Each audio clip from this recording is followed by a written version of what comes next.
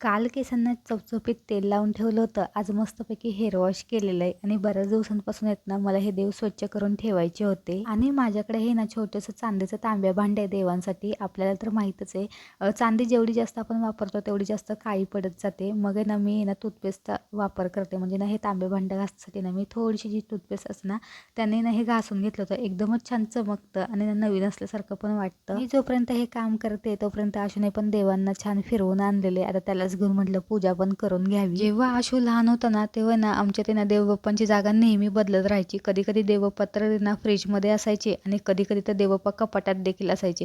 म्हणजे ना देवबाप्पात ना नेहमी अशी फिरतीवरतीच असायचे. जेव्हापासून ना हे देवघर मी टेबलवरती ठेवलेले ना तेव्हापासून देवबाप्पा आहेत ना कुठे त्या देवघरात बसायला लागलेले. जेव्हा पण मी पूजा करते ना तेव्हा ना आशूचं असतं की मला पण जे आहे ते टिक्का लाव किंवा मला पण जे आहे ते आरती दे. असं बघूनच जे आहे ते आपली मुलं आपल्याकडून सगळं शिकून जातात. तुम्हाला काय वाटतं?